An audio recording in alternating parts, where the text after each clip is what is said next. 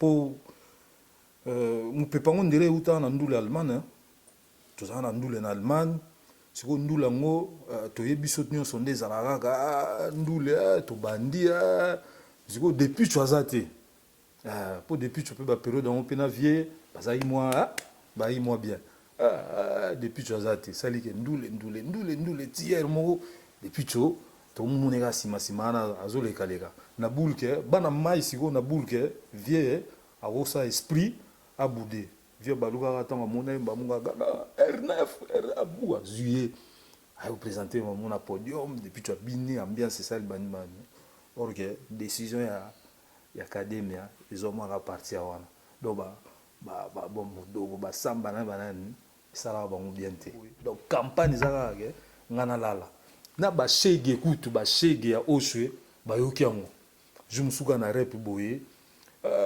toujours préparé à mikili hermon a vu bon et il va réunion na bima libanda na zo mon pepe obi na bima libanda boye ba shege ba ya ebele ba mutuka stumi champion viens à fort sera tikio maison mère viens mundabi grand hôtel on va dans maison et ça li que via yo tika ba on aéroport yemo pe fala ken mais akoka okendete atikali parce que ba danseuse ba sutuka ba moi pena ke porte avion kangami Kofi Azate na kati ba danseuse na ba musicien mususu quartier latin na ba musicien parce que ba tala Kofi Azate ba Kofi voyager sans ba danseuse parce que on na ora ma solo voyage na kati avion fête dans ba danseuse na ba musicien fête oh ça va secret na émission voilà ba danseuse ba beta fête pour ba beta podium mo mais ko za penda ndate regardez ça si quand les chats n'est pas là souris ça promet zalozunga na godaye soki ozongite okasangwa milelo waza kutu modo ya betaka monga ya katoliko et puis pour la première fois tozongi kin to che concert na Grand Hôtel to salimpiaka donc vieux penazo bima na podium winde za to betele logo ya kotaka na po tanga bima bimaka pembe na drum mo simbinga alipeka boye yemo pena simbinga alipeka obi ke banda ndule na vinanga wana cheli kolanga mata podium banda ndule na vinanga obi ke première fois vraiment na sampiaka na Grand Hôtel to beta pena première ndule mpiaka na se rappelera poto mogonde komaki Kofi atelemi likola dal boye siko azo sabatu babimara so asimbio na mutu c'est okende donc batu muso mona nzoto ebima mais mutu ezotika la po basimba non ouais ezaki moi moment mo boye moment ya trans quoi donc la habité so batu muso banda osimbela on bakisia je sais pas pour toyoka pe ça faisait super un peu pour me souba kanga ba wana gant mo boye gant ou bien l'unyuka mo ya kin ba kangi ya wana quelque part na Afrique wana ba bilo mo kaka bilo mo ra ezalaka place batu bazar place batu basangani. Il y avait des autres que tu suspectais personnellement? Sponsor officiel, BM Hotel. BM Hotel à Kinshasa, ouverte 24 heures sur 24. BM Hotel vous offre un séjour de qualité, de chambres à tarifs abordables, une salle de fête, un espace de détente, un personnel à l'écoute de vos besoins. BM Hotel se situe sur l'avenue de la République numéro 3, référence Meizaf Bandal Sinkin, commune de Bandalongwa, Kinshasa, RDC. BM Hotel pour de nuits de qualité. Contactez BM Hotel au 0033 6 20 63 15 11 et au 00243 85 70 44 440. BM Hotel, Bernadette Massé.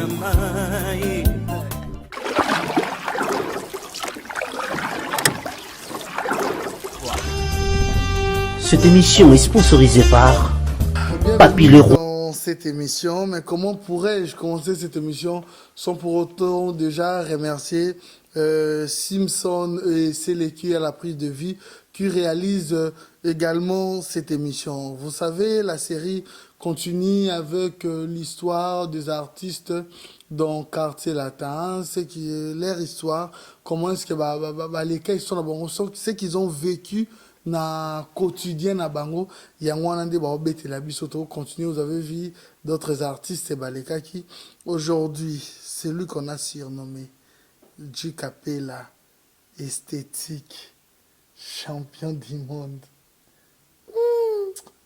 Tel est notre slogan pour comprendre que bakutulu kamakuru kumbabasuki champion. Yes. Chana simba oboye po banda musala okala. Merci. Aboka ngo yango oyo. Yango. Oye beta wano makamto yango kaka. Yango nyoso mbale. Ah, laksa misapio yango oyo. Yango. Olympia, Zénith, Bercy. Ah. Yango kongola ngo ye. Ye wa. Bon, tove fezogi maboko ngo pe. Maboko pe teinture moko simba telo moko te. Yanzambe. Voilà, Djikabela champion. Raconte-nous un peu de ton approche avec Koffi Olomide, au Kotaki quartier latin de Yini. En tout cas, na kota quartier latin, toujours na tsara clin d'œil na pote na nga binda bas. Parce que tozali biso tout bana lemba. Donc binda ya ko souffler nga na litoi ka. Non, yo zaka na kilango. Wana kilango. On va passer un numéro. Ouais, binda yo souffler na litoi inde zaraka boy. Après nga na la moi système avant na kende place na magazine na koti donc na komoyoka album ma Koffi na komoyoka ba période je crois magie mte uta obima donc na okibanze mutu ya magie bana bandeti na suka donc jour na yaki wana hermora nezara ba obimisa batu ba bimisa batu Koffi oh yaza drumer ba butiki koto tikali wana pour hermo siko drumer waza wana hermo bibo ake suba koma ebika za emo ba ozelae erera sa ake suba. Donc on fait un niveau tous les cas abaluki de dormir dans un tel oh yo za dormir kota nazi drum donner dans un drum na rep wana ti repesi laki soka to betinze mumoko dormir ngwa linga ya bo mo ko fait cheka zila na zila we binze moni ngana ba président no pesa ka titre ngaka na izoleka donc izokule kokota nyoso ya ngwana. Oh donc c'est parti de là. Mais qu'est-ce qui a fait en sorte que Koffi a présenté avec des noms, avec ton aspect physique aussi, premier album au Beta Gezaki Ultimatum. Ultimatum. Voilà, après Loi. Tout ce qu'il y a dans l'album, on a mis balé. Mais qu'est-ce qui faisait en sorte que, Ozala, bon, on a histoire, je sais pas, auparavant, hein, mais on a, Mona, qui va bimisayo plus, boy. Que à part on est aux bêta drum wana qui est esthétique les bogards à drummer ceci c'est là bon pour na bogards après na habité ande toza ngana yo to ça ndeni nde toza pour na bogards to tuna batu bien to ça ndeni il faut tout demander ba certes ba certes ba valida valida déjà on a essayé de vous mettre la calenda valida. Yasukisa. Alias. Djikabela. Champion. Yasukisa. Voilà. Mais avec toutes ces gloires, comment parlez-nous un peu l'ambiance qu'il y avait parce que à l'époque des ultimatums, loi, vous avez un animateur local là. Ultimatum, tu as na Somono Dolce, na PC Mbote, Mboshili Passa, on a PC Mbote. Bah chanteur le rôle là. Bah chanteur ultimatum tout ça na loi hein ouais tout ça ici on a Willy Boula ba Sam ba Modogo ba défunt Babia Chokoro ba Eric Touti ba Suzuki Bourreau loi comparaison n'est pas raison mais dites-nous un peu quelle est l'ambiance qui régnait au sein de l'orchestre à la période ouana parce que normalement bande umsolo ba que non moi ba concurrence moi monsieur des loyal monsieur des déloyal mais avec vous quelle est l'ambiance au Yomona qui banda ko régner à l'époque déjà époque ouana WhatsApp ezalaité Messenger ezalaki te, Facebook ezalaki te. Donc, époque, tout ça bien. C'était vraiment la famille. Tout ça ni, hein, parce qu'on passait plus de temps ensemble dans l'orchestre, rap, voyage, que battant, on a parlé dans la famille. Ambiance, c'est bien, on voyageait trop répété, belé, il y a une cohésion, et kotati, même biso album, itimator, même biso, est-ce que l'histoire de voyage, c'est vrai que c'était histoire moi dans un phénomène ou peut-être un miracle? Ouais. Franchement, voyage dans le quartier là, il y a poto, hein? Oui, il y a poto. Parce qu'il y a Afrique, peut des fois, monsieur Zaïga, mais plus, en tout cas, il y a poto, comment vous avez dit, on dirait des paradis, quoi. Banana pas na banana pas na yé mon vieux né on a gravé ça ça dit yé mon déjà au pesa mon grandeur mon boye siko yo siko na okenda potote aux on né donc ça y pena que non dans 2 semaines mon mes odier poto boye donc voilà ça dit mon a mutu so ba bi répétition 14h ba mso mon a 10h30 ba 11h ba de kota au jeu bazoleka ça dit mutu olinga ya retard te mutu to azolinga ayemba bien mutu to azolinga abina bien pona rara ba non ça déjà poto donc non zagi moi ouais zagi moi moment mo et moment en transe quoi donc la peut so batu so banda aussi melon ba kisia je sais pas pour to yoka pe to yoka pe. Ça faisait super.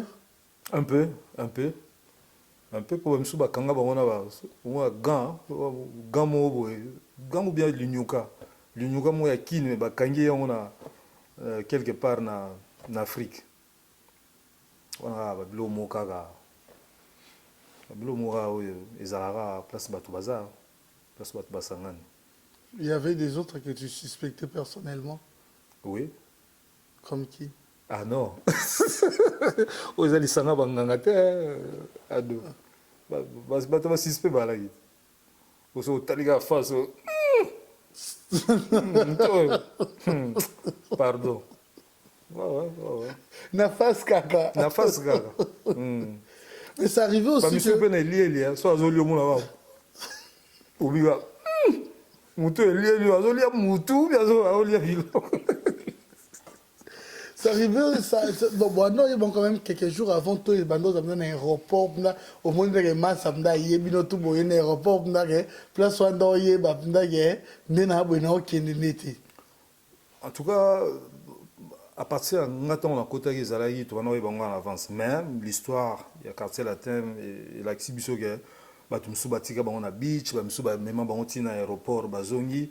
Mais en tout cas, depuis qu'on a côté quartier latin, en tout cas, liste et bandao comme il bengamara moi avant, dans le positionné car na se rappellera potomogonde komaki ko fait télémi likola dal boye sur quoi ça batu babimara so asimbio na mutu c'est okende donc batu musomona nzoto ebima mais mutu ezotika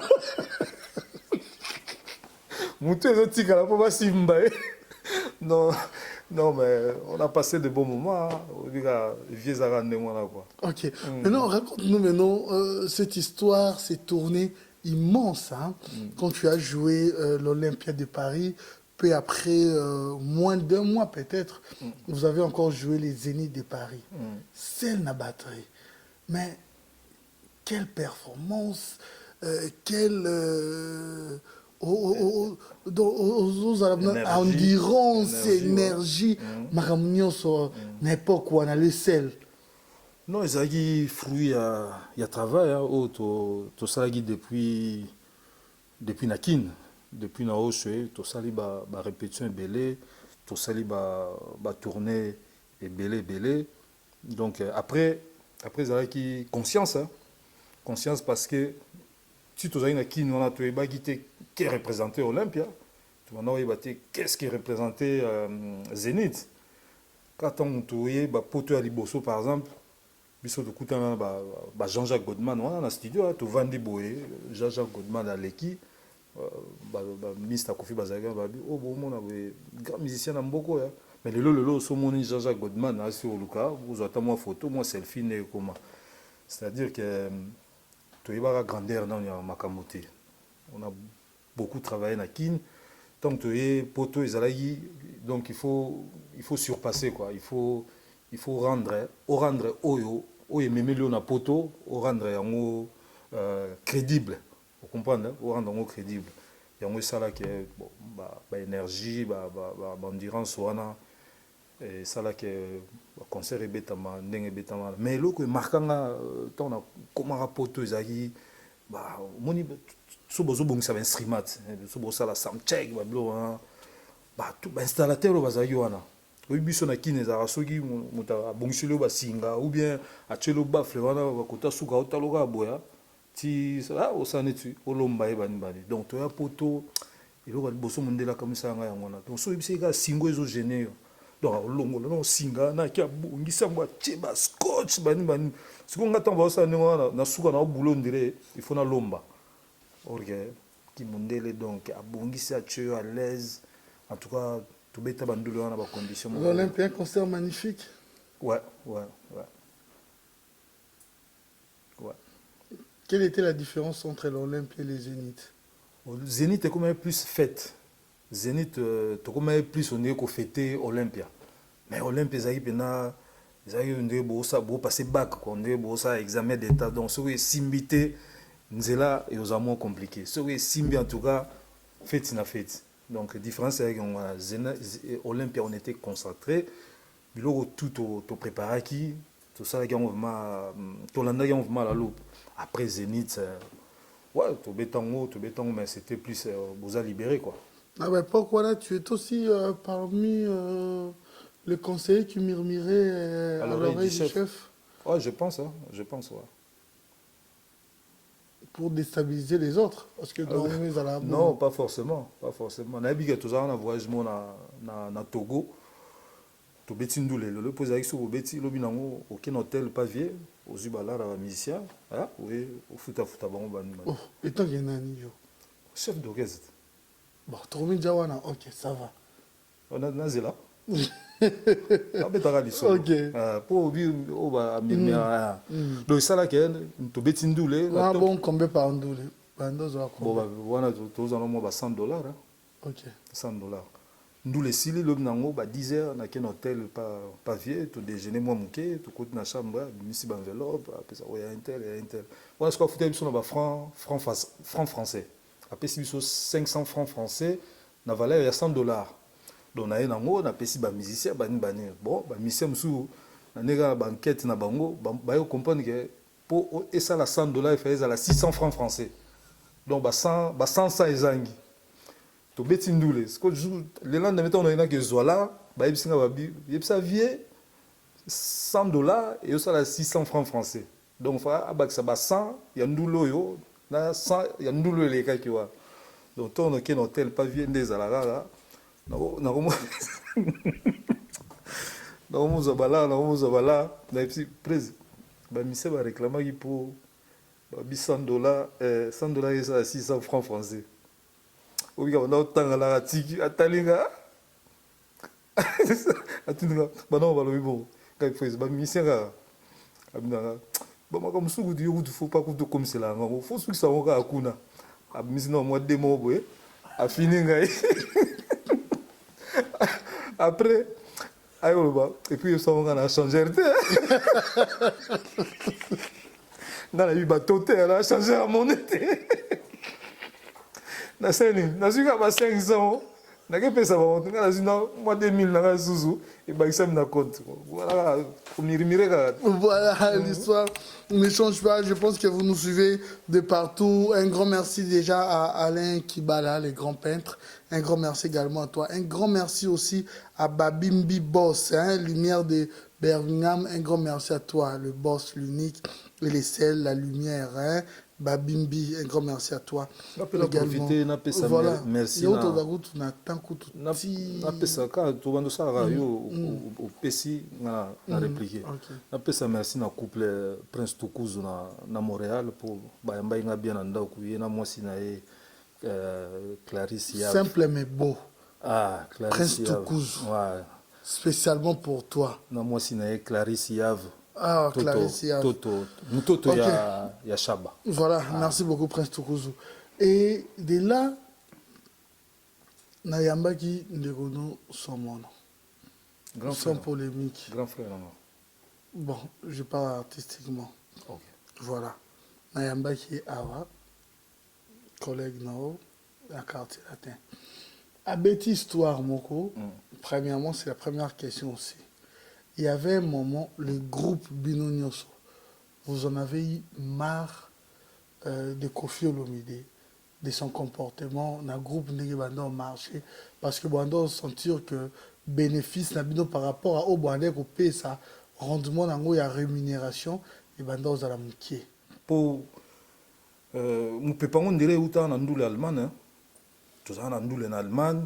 Si vous ndule ngo toyebi biso nyonso nde ezalaka ndule to bandi si vous depuis tu azate pour depuis tu peux ba période on peut na vie bazai moi bien depuis tu azate sali ke ndule tiers mo depuis tu to muneka sima na azoleka leka na bulke bana mai siko na bulke vie a osa esprit a boudé vieux baluka atanga mona mbamunga R9 abua juillet a représenté mon podium depuis tu as bini ambiance c'est ça le bani bani or que décision ya academia ils ont moins partir wana donc bon modo ba samba na banani ça va bon bien té. Mais tu faisais aussi partie de la décision de mettre en solo en les obétants. Tant solo en banda, c'est vrai que et comme la inga. Et comme la na matoi bani ni modogo ayaki asoli na tête reposée bi ka voix na yo na omoni champion. Il faut y ba au tala avenir na yo pour vous comprendre ka. Y aller asoli na pesi moté. Asoli na ngani wana. Mais sikoyo conscience na ngamu ya osala. Na bi bato yo balingi balongwa bayozwanga mais po ni tango bakotaki bayozwanga te place nazwa une réponse na ngai yango wana ne pour bayeba réponse est simple pour mettre bayeba côté vous avez raison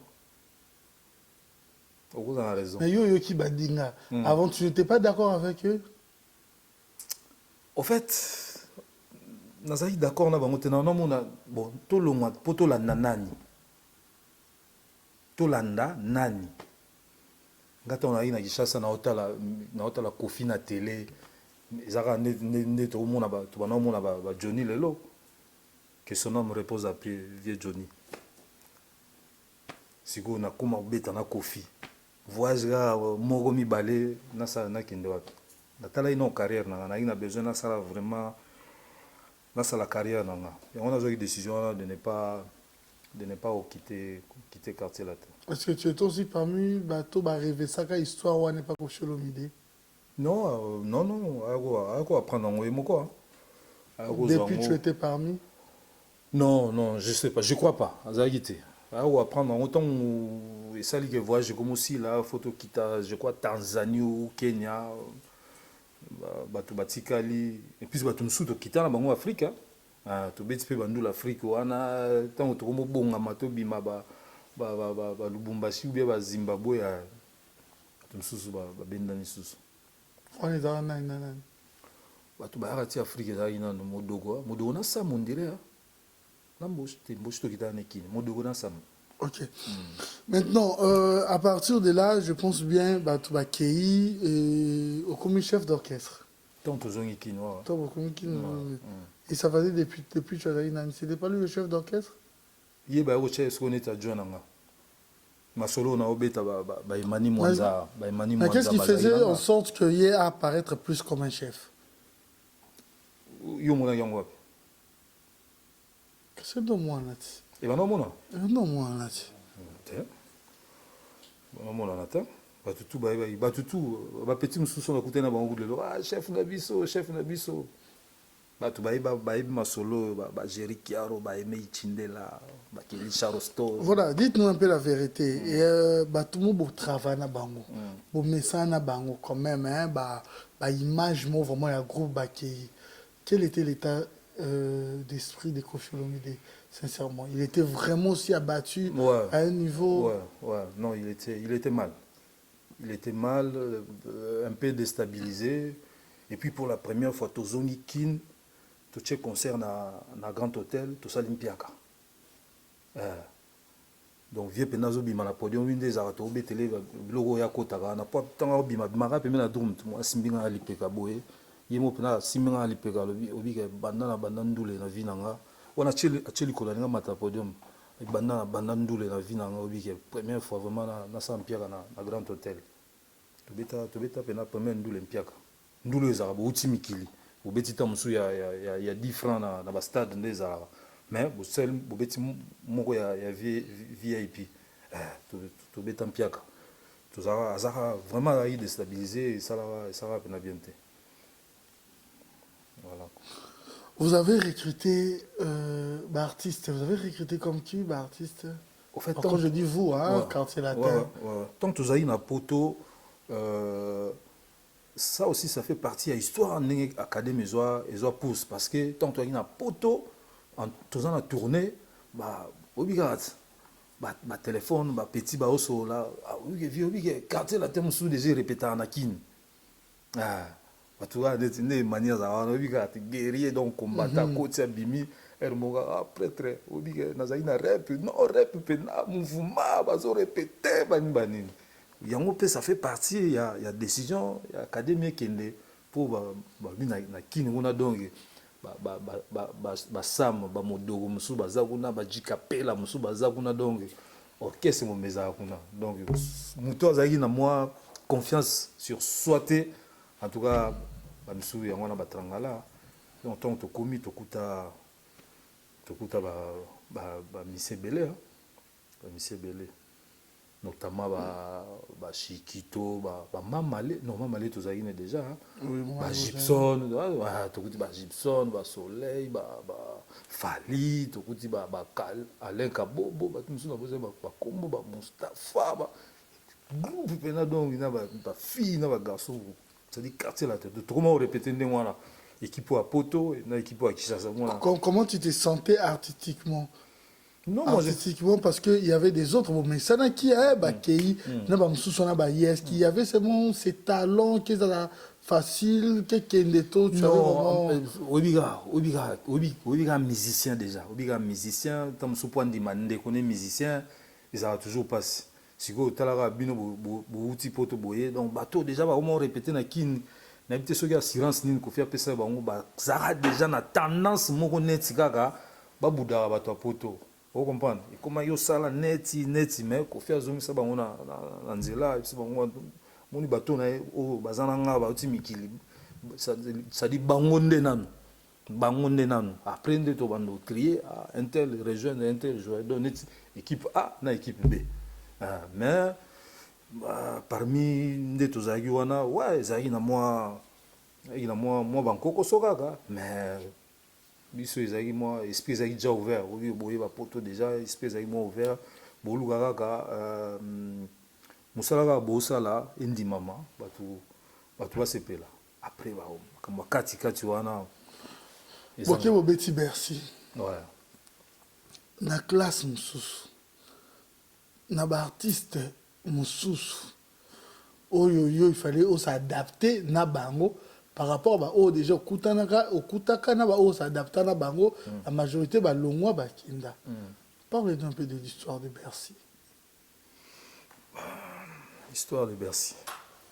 Non, ils allaient comment te dire ça? Ils avaient un grand challenge, hein?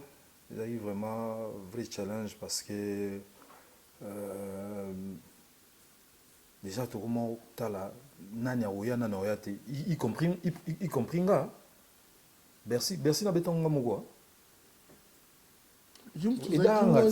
yum tozalaki wana na ndenge osimbi na ndenge ozobeta ozala na public na ki na otanga te ozala na public te na kota ba concert na public te ka na TV na concentration chic te po de to mwana boy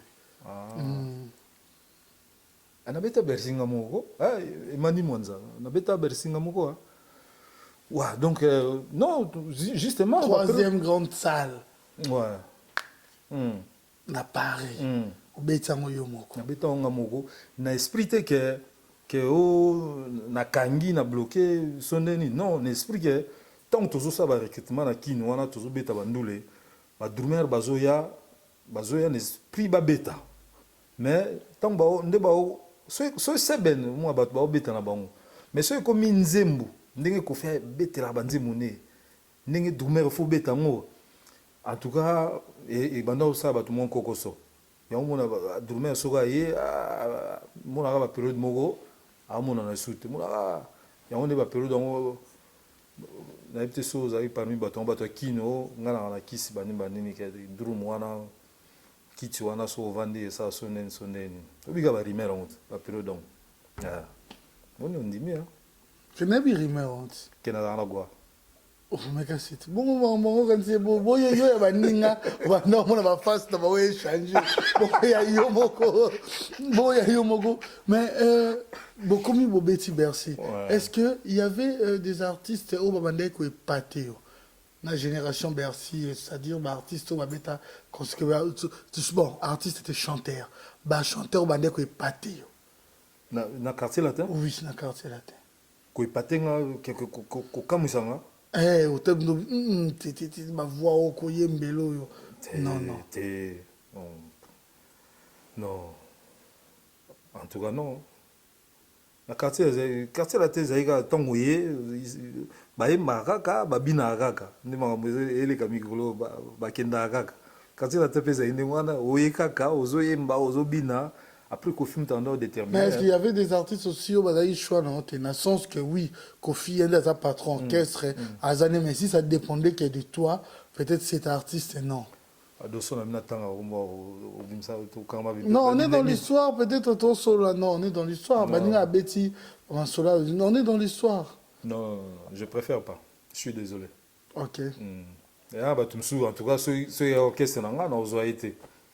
Mais Kofi Azoye a commis chanteur, danseur, nega tout le monde. A commis chanteur, danseur, bon à Yaranan.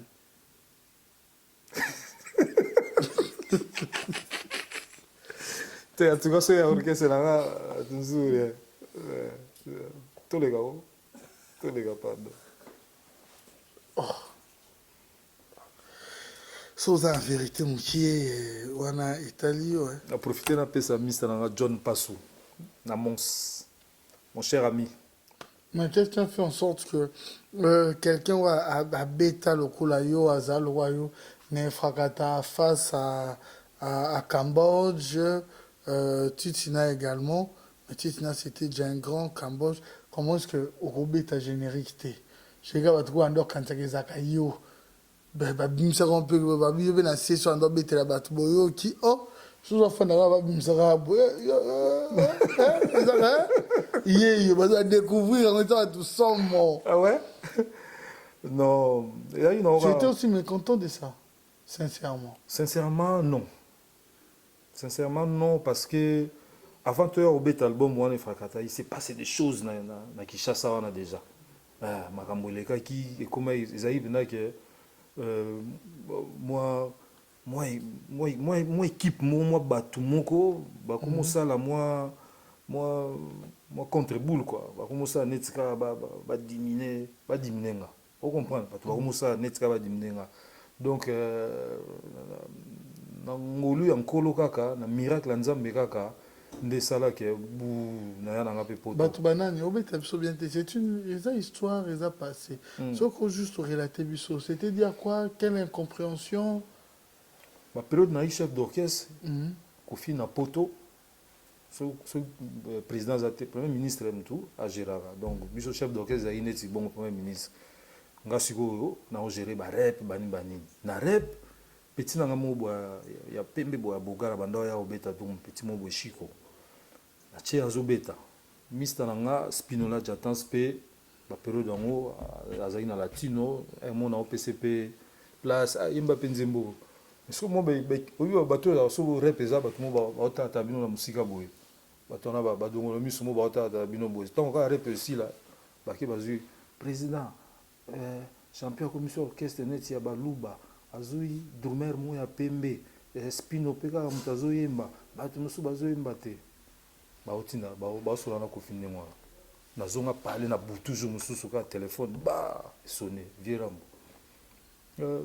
stumi vraiment orchestre na ngai ndenge nini boye na surprise bato ndenge bayeso makambo wana bulo ezokende bien bani eloko banda osala mpe kaka fo mwa avantage na biso ya baluba kaka kote via avandaka na rep atya mwa borne mo tyaka mopepe wana nga puisque na ozwa kaka kiti na pemi wana na odirige mpe kaka rep bani donc bato do balingai ndenge wana te ezopesa bato donc kanda dans a partir ya wana ntango via auti kaka mikili ya ye réunion ezalaki nini baolongolanga chef d'orchestre makambo nombre tout esili chef d'orchestre esili donc ndenge esalamaki wana campagne soki ebandinga fona tikala bakezwa drumer moko boye baye koyela ye quartier la te drumer yango nani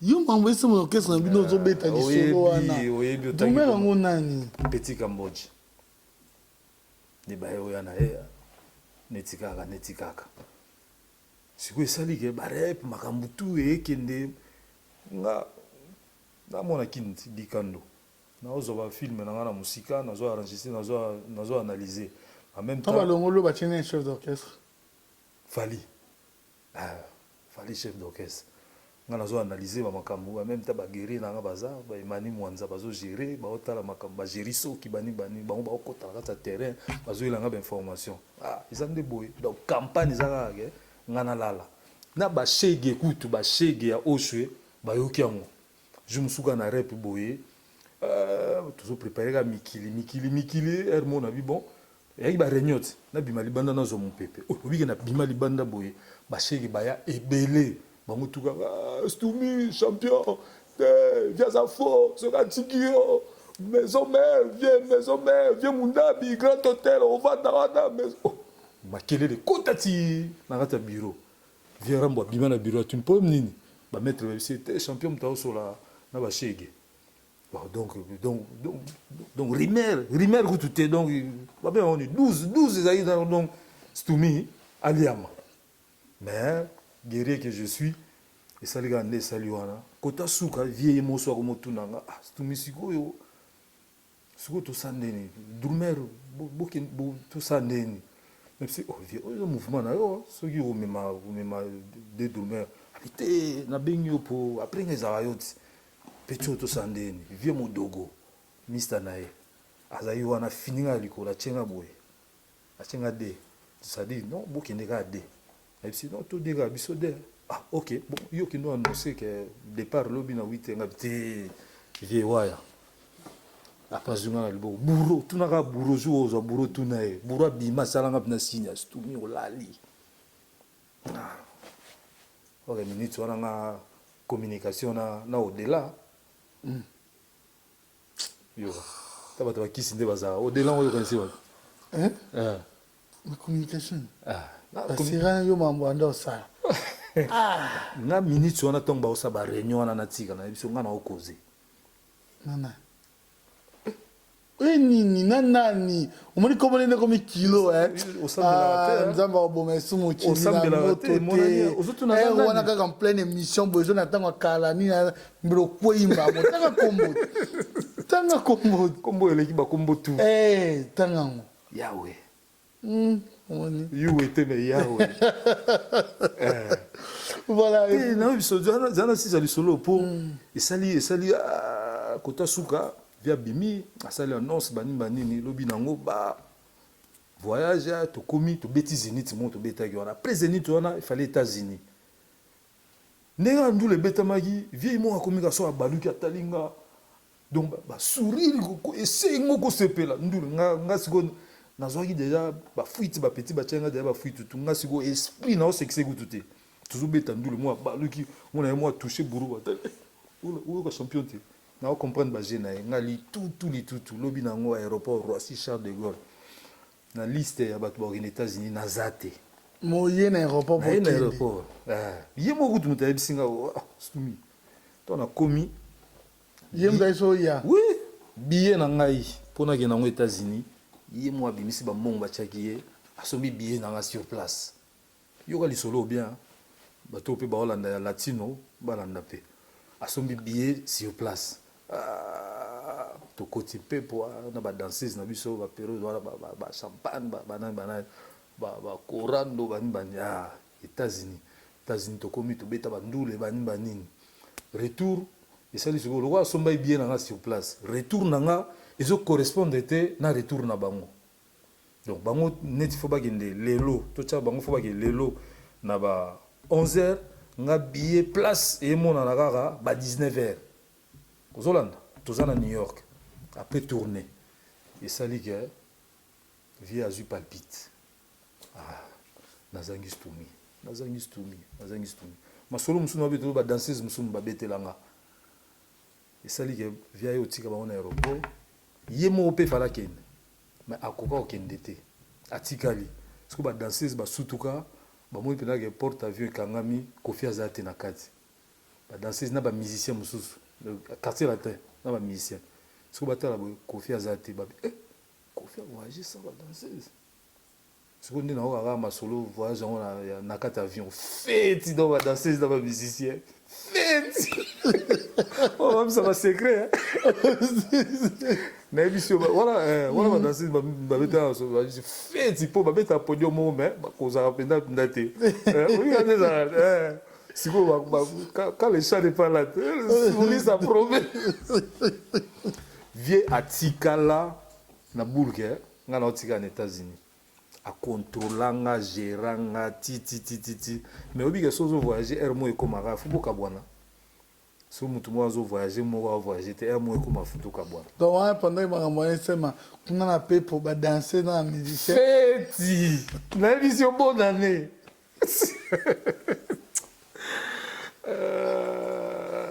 Patricia Champagne moninga ya Jenny nayebi si osuka donc ngai tranquille mémoire posée sac nanga ni nanga passeport nanga otambola na aéroport ataka air moko bu to croiser na vie sumi ndeni na vie te nga vole ya siko te nga vole ya ba 19h tokuna biso na mutu nanga kutu rien bulu nanga teke bamise basi bakenda sondeni bulu nanga vie azobaluka bamise ba quelque part ti natalika vinga funa leka do nakenda baprésenter passeport ba nakota vie pe miracle azwi mpepo ape Panam nakoma Panam mista nga mo rife makengo ezwanga ba hôtel na faze bani abia benga vie po azo s'inquiéter danger on peut na koma le lendemain on a la muke bika ba décalage na la muka na benga e faut mona ba merci pona nini basala mo campagne mo ba dinenga et ça n'était perturbé ba to bisi Kofi oyo zo motika nani champion mais so otikira le loi lobio mais qu'est-ce qui a fait en sorte que malgré la parole Katiko Kaka Kotiko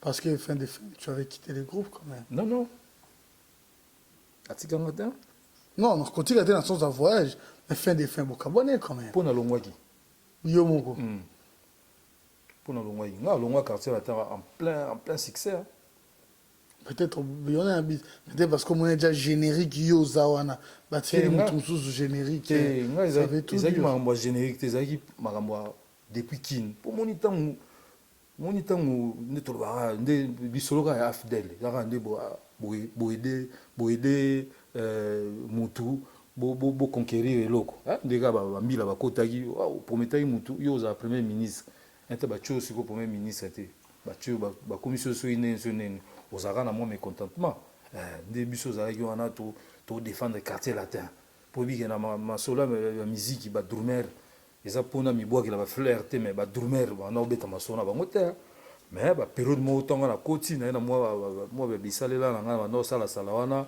ekomi mpenaki tokende baconcert na babrazzaville ezalaki mpenaki baproducteur bazwa koloba na ngai non champion yo fozala na kar wana ya polele mpo bato bamona bandule mosusu ezalaki mpenaki verambo non ino fo bozala na bayebaka ndule ezali mpo so tolobi tolandela kote gaz bamisusu bazalaki wana bamochanta shoko mais stumi sur hasard au sentir que frappe ya académie après et ben ça bino wanda mko banga bango zo pété ndeni mais quand même boyoki bobi non on n'a pas droit à l'erreur. ya académie to yeba que ça on kaka to yeba que ça kaka ba miette ya étoile à quartier la thème to ezana ngo et puis un moment aussi là non on s'inquiétait pas. Est-ce que réellement vous avez pas droit à un orchestre ça qui wana un amitié moko na danseuse amitié mo quelconque ataka un instrument bien pour koyoka déjà li solo que basali fait tu sais na bango bon na bo be discamo mais bon moi na kana musika Quand lo bio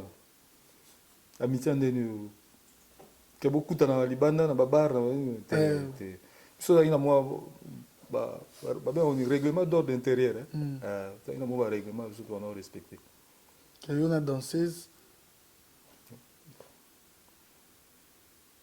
aujourd'hui et arrivé là capé yo cause na histoire moi danseuse orchestre mère otala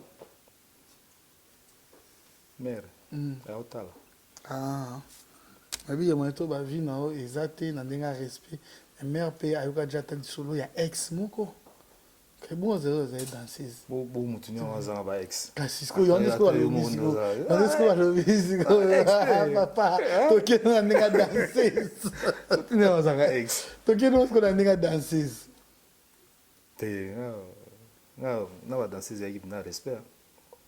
Mais est-ce que quand on a amour, pourquoi crainte soit nezalaki que na danseuse papa na biso ba règlement d'ordre intérieur so ça la pas mutu ba che ba règlement yo ou bien lingi to ça ba règlement ou bien zate ba bi répétition 12 heures yo ou ya 14 heures ou respecter le règlement te. Mais aujourd'hui oui tu ne fais fais pas na mibali ba olata ba basi ba kota te yo za moi mbali ba basi ba olata au koti ou respecter le règlement te donc un règlement na biso et belé ba règlement et belé.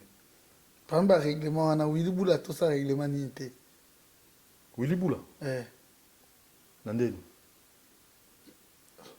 Willy Boula, l'onwe yozati. Ah. Yébite Willy Boula, to yamba somona isanga Willy Boula batika na beach. Ozala na voyage, yo voyageati. Te wana voyageite. Wana zaite. Vérité? Somono tout ça règlement n'était. Ah, oyambagia, aibsaki. Siko otu nanga. Oyambagia. So il va règlement. Ouais, ça il va règlement respecter. Voilà, mais est-ce que par rapport à ça aujourd'hui Koffi Olomide bah porta qui est plainte par rapport à la danseuse avec viol. C'est vrai que tu ne fais plus partie. Maintenant, je vois champion, il y a quartier latin. Qui est avec Koffi Olomide? Qui est avec ces danseuses? Tant le lot des années plus tard, est-ce que ça analyse tout la danseuse quand il y a eu problème bando à la bango na patron orchestre donc bando il rien de bango tout bando il va comme il y a bango ça l'analyse en disant au peut sa point de vue par rapport à l'Ikamboa. Non, sincèrement, pour être honnête, Bissot dans quartier latin, tout le monde gère ma danseuse. On a géré ma danseuse. Question au tout Moutoko tourne bien, zaki coup différé l'antseka pas se cause. Oui. Coup différé l'antseka pas se cause. Oui, na mbunda kuna ma danseuse andoko sani. Kasi ya neti capita. Neti capita. Oui ba capita école bo jomo avant moi film na coin wana. So herba na babino te yo lingo capita za wana. Donc voilà, en tout cas biso banda to na gérer penatement moi. L'ini quoi zaki permis aux abongo pas se cause. En tout cas ouais, j'avoue. Oh. Yo sali na orchestre abetaka mbunda. Quel mbunda? Faut que mbunda osiko.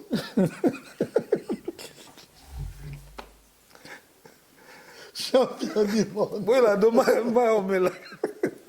esthétique. Non, ça me fait plaisir.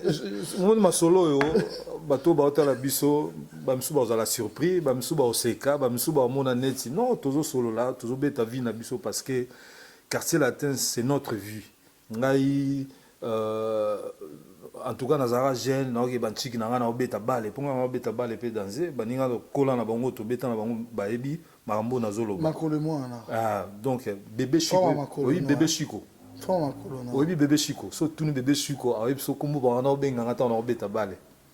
Donc ma solo to beta, ezake bato ba comprendre quand même que on a eu du vécu. Oza makolo ba jogo, non? Il y a licence, hein, la beta bale, il y a licence. So ebi tueba. Il y a vieux mais il y a petit frère. Tueba, ba bengi tobolo, tobola. Ba bango bengi nzombo le soir, ba ndo tcha ba bika na ba dernière minute. Bref, ma solo tozo beta, ezake mon biso tozu ba chance, ba occasion comme livre était neti vient na biso waze kwa komi livre. Biso histoire o nazo beta, tozo sala ngo na vidéo, ezotika la neti ba livre na biso, ba écrit na biso, ba parler na biso. Ata bana bakoko nanga, bakoko ya koko, bakoko nanga, un jour na évolution de la technologie, ba okota place moko boye, ba mona ta papa ya papa na biso, ta makambo lobaki, ta la bota bo o tozo beta, c'est du vécu, c'est comme si tozo témoigner histoire na biso, tozo témoigner amour na biso. Na bandeko na biso bazo landa biso. C'est plus fort, hein? C'est vraiment fort comme message. Voilà, nous sommes arrivés presque à la fin, mais aujourd'hui, cet artiste, il a parlé de lui, il a parlé de son passé. Bien sûr que tout ce qu'il y a dans le contexte, il y a quartier latin, mais on ne peut pas s'en passer sans pour autant dire qu'est-ce qu'il est devenu aujourd'hui, qu'est-ce qu'il prépare pour nous, quels sont tes projets d'avenir. Merci. Champion, dis-moi, comment nous avons comment on a olinga oloba omoni okati yo moko comment on a oyo bon là le bango na télé pour je pense que c'est pour la première fois comment on a du monde prénom voilà toi un prénom voilà du monde ok voilà du monde ok problème est dit. Si vous préparez l'émission, na comprendre là. Au cancer à cause. Non, non, moi quand on va te le couper, na ma solo, na ma comme na ba boti na libota na bino. Ah. Donc voilà, non pour tous à moi c'est. Mais comment va d'abord bengo va hanana kila mwe côté boye nini we ba muku na koto. Ouais, côté na biso. Kasi na bi kila mwe. Ebinde ando bengo. Kombo alubo ando bengo na obosa nyongo. Lubaka. Bon, j'ai capé la DG Bima nango du monde champion j'ai capé la toi on va sobriquer. Kasi on a Bima nango to bomba. Mais pour niveau wana ando ya baluba no bimisa ngo troté. Comment on a baluba? Et donc bien un vrai muluba qui. Na muluba. Parce que comme on a ce ko. Olingo ba comme na mboka. Na yeba ki on da ando bengo da. Pour nous lingo bimisa onte. Bato ba bien. Te bato ba bien. Te yo tuni nga vrai combo na nga prénom na pesi prénom benga na ngote oh kasi bo bat boy belonde question monsieur Zani toleka voilà et ça on préparer le bisoni tu es en studio non studio en ce moment non en ce moment là studio té moi kande Combo de famille nao au préféré que c'est les gamous. Ozoli boye ba. Mais on est sorti au bomba té. Ba donc alors on va au bomba té combo nini. Ça dit ba tout ba bien ngo. N'a pas ça. Non, ba tout. OK, mais tu es en plein studio? Non, je suis pas en studio en ce moment parce que ngana za un projet na mo boye, ça s'appelle Temps fort. Et ça projet mo est Salama. Et s'il a presque, par contre, ceux qui possibilité mon année qui est Bima, ils attendent. Mais ça date quand même, hein, c'est vrai. Depuis Naïmbako, pour une première fois, tu avais toujours ce projet, ça date. Vrai. J'ai eu des soucis avec des collaborateurs, avec des amis. Au moins, on a des terrains où ils étaient. Moi, je suis pas quelqu'un de compliqué. Na compliqué. Ici, il faut approcher au monde je cours pas derrière l'argent. Tu comprends? donc nasalaka nde balobaka na mata escalier étape par étape na liaka na molai ya singa nde balobaka. Mais après tu sais toi na mokili bato na bato babotama na ndenge nango. J'ai eu des collaborations avec des personnes auxquelles j'ai expliqué la situation. Voilà, on a sali boé, expliqué à Yosa la boé, Tobim sa plan, et puis ceux qui, c'est côté des héros. Aux yeux un héros, puis c'est un héros. Mais on a bit dans les années où écoute, on a bit dans les années plan et bima. On a mon ana bandia, on a kenda kendara, on a okoma, on a loba loba, on a présenté en été aux États-Unis, en famille bien sûr. Mais je pourrais quand même, on a kena ma club mo boé. Na PCCD nanga na ba présenter nga na celle moi molo nanga muké celle ka ke to e billet voilà c'est jusqu'à ba collaborateur ba to kanisa que so PCE le beau quoi ko aider yo et ça la ndenge ça là non mais on laisse tout entre la main de Dieu. Pour l'instant je suis là, je vis il y a une autre vie après la musique nazo beta na orchestre mutute mais na tika musique té pour neza bo lelo so ki o quartier latin yé champion beta na beta. Oh, Moutouboana concert, champion bêta, non bêta. Donc, je joue toujours en solo et puis je profite de la vie, je voyage, je passe du temps avec mes enfants, les personnes qui m'aiment. Et puis voilà. Okay. Voilà, je vais désannoncer cette émission. Maintenant, Tikayo, on a quelques remerciements. Tikayo, tu chantes aussi quand même. Tu chantes aussi bien. La batata. Et là, moi, il y a Kalapé, il y a Kofi Olomide, vraiment. Hein. Après, au Téléma, au Yembana. Nous sommes arrivés à la fin. Des gros bisous à toi, BM Bernadette Massengo. Elle est belle, elle a l'argent. BM Bernadette Massengo, des gros bisous à toi. Un grand merci à celui qu'on a surnommé l'éternel indéchiffrable. Papy le roi, carte illimitée, à somme, au à vrai, encore et toujours. Racine Amasole, Banda Lelo, Banda Toza, Nayo, Lelo, comptez combien d'années. On est toujours ensemble. Un grand merci à toi. Un grand merci à Bélange Delix.